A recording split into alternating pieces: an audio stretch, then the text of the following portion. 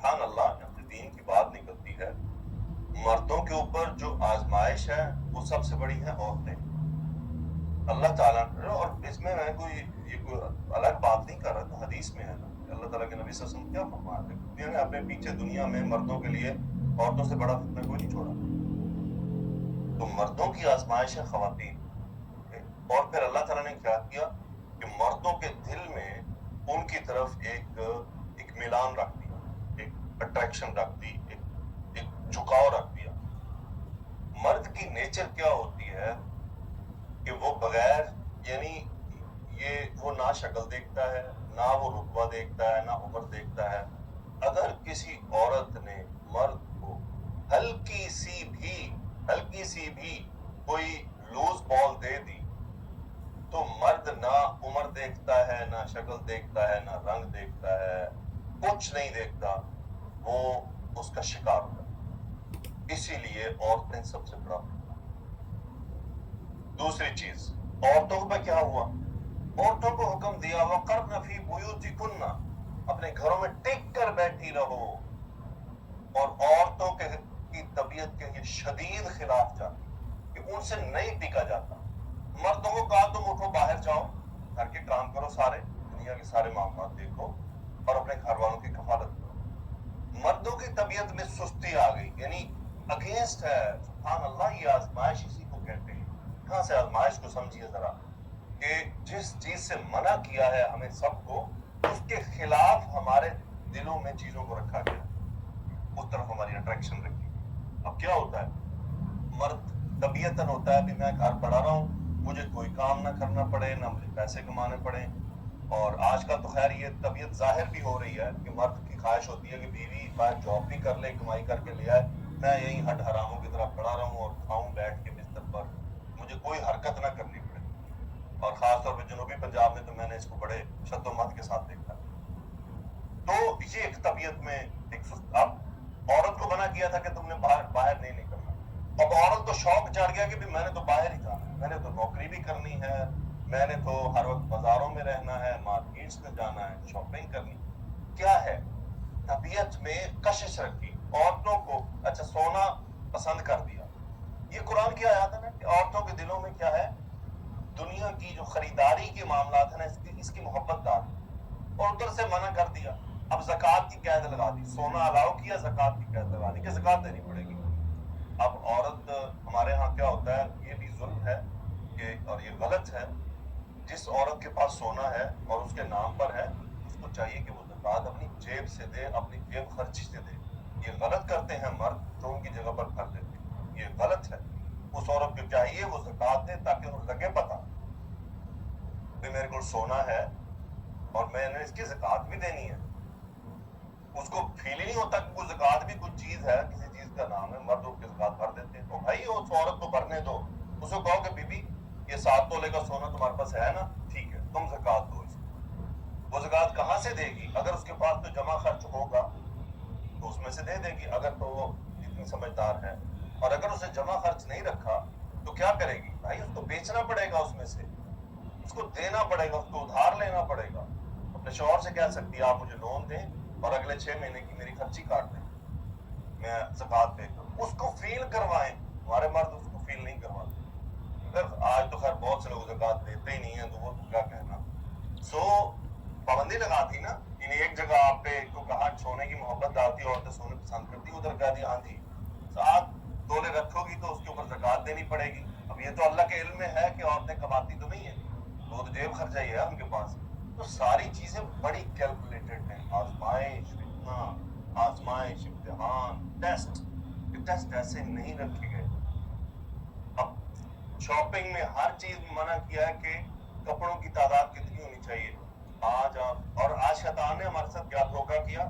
شیطان بڑا سیانا ہے. آگے کہتا ہے کوئی نہیں یہ تمہارے پرانے ہو جائیں گے نا تو دے دینا کسی کو. کوئی نہیں، لے لو اور لے لو، 10-15 لے لو، جب پرانے ہو جائیں گے نا تو پھر کسی کام آ جائیں گے. یہ نیا دھوکہ.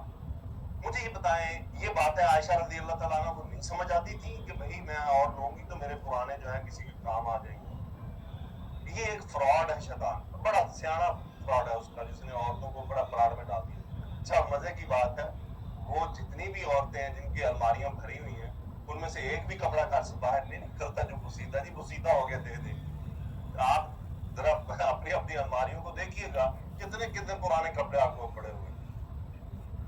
ये सब चीजें तुम लतुसअलुन्न यौमइदिन अनिन नईम, एक एक नेमत के बारे में तुमसे सवाल किया जाएगा, तुम्हें नहीं छोड़ा जाएगा।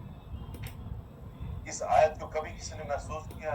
तुम लतुसअलुन्न यौमइदिन अनिन नईम, लतुसअलुन्न कसम का जवाब कसम है, नून सकीला फेल मुदारे पे खड़ा हुआ, तुमसे जरूर पूछा जाएगा। तुम क्या समझते हो ये तुम्हें सारे इनाम दिए हैं, तुमसे एक एक कपड़े का हिसाब लेना है हमने? हाँ जी, सूट तो तुम्हें 6 काफी थे, ये 100 क्यों बनाए, 50 क्यों बनाए? बस तो तुम्हें एक काफी था, वो टूटा नहीं, तुमने नया ले लिया, क्यों, क्या मसला था? ये मेरी बहनों, ये सब सवाल है, मर्दों से भी है। एक घड़ी काफी थी, ये 6 घड़ियां लेके क्या की तुमने? एक जूते काफी थे तुम्हें, ये बाहर तुमने पूरा स्टॉक लगाया हुआ है। ये बातें हमसे पूछी जानी। अल्लाह से दुआ करते हैं कि अल्लाह हमें एहसास अता फरमा दे कि हम जरूर महसूस करें। सिर्फ एक चीज है जिस पे आपसे सवाल ना होने की नबी करीम सल्लल्लाहु अलैहि वसल्लम ने बरकत अता फरमा दी। वो क्या है? वो है कि आप खाना जो खा जाए ना, खाना खा जाएं, जितना भी खा जाएं, उसके बाद आप दुआ पढ़ लें, अल्हम्दुलिल्लाहिल्लज़ी अतअमनी व सक़ानी व जअलनी मिनल मुस्लिमीन, तो इंशाअल्लाह उस खाने के बारे में कोई सवाल नहीं। तो वो खाना आप जितना मर्जी खा जाएं, आप पूरा बकरा खा जाएं, कोई बात नहीं, खा जाए ना, ठीक है, आपका पेट, आपको भूख लगती है, तो इसलिए आपसे कोई सवाल नहीं होगा। खाने की जो चीज है वो फर्क करती है। अब एक आदमी है, वो एक रोटी पे नहीं उसका पेट भरता, उसको तकलीफ होती है, उसको मसाइल होती है, ठीक है भाई, तो 4 खा जाए। और उसके बाद लेकिन शर्त है कि दुआ पढ़नी है, दुआ नहीं पढ़नी तो फिर इधर भी फंस जाओगे। तो मैं आप सबकी तरफ एक हदीस छोड़कर चलता हूँ, आप खुद तलाश कीजिएगा और पढ़िएगा। एक बार मदीना मुनव्वरा में रसूलुल्लाह सल्लल्लाहु अलैहि वसल्लम दिन की शदीद गर्मी में बाहर निकले, अबू बकर निकले, उमर फारूक निकले। आप सब ने एक दूसरे से पूछा कि आपको इस शदीद गर्मी में दोपहर के वक्त मदीना में किस चीज ने निकाला? तो सब ने एक दूसरे से कहा भूख ने निकाला। उसके बाद बड़ी मुश्किल से जाकर एक जगह से आप सल्लल्लाहु अलैहि वसल्लम एक जगह उनको लेकर चले गए कि चले हम फलां के पास चलते हैं। हदीस में याद थी इसलिए मैंने फलां का लफ्ज इस्तेमाल किया। वहां चलकर चलते हैं तो हमारी जरूर ज़ियाफत होगी। तो वहां पर गए और वहां पर वो घर पर मौजूद नहीं थे। उनकी बेगम ने पैगाम भेजा उनके पास कि आइए, आपके मेहमान आए और बड़े अजीम मेहमान आए। वो दौड़ते दौड़ते चले आए और खजूरों के खोशे ले आए, जिसमें खुश्क खजूरें, तर खजूरें, पकी हुई खजूरें सारी मिक्स थी। आप सबके सामने रखा। और क्यों ऐसा किया उन्होंने? हो सकता है हमारे जो मेहमान हैं उनको पता नहीं कौन सी खजूर पसंद है, खुश्क पसंद है, तर पसंद है। ये मेहमान नवाजी के अंदाज थे। फिर आपके लिए उन्होंने बकरी ज़िबा की और वो बकरी पेश की, और जब सब ने बकरी खा ली तो रसूलुल्लाह सल्लल्लाहु अलैहि वसल्लम ने ये आयत फरमाई थी, तुम लतुसअलुन्न यौमइदिन अनिन नईम।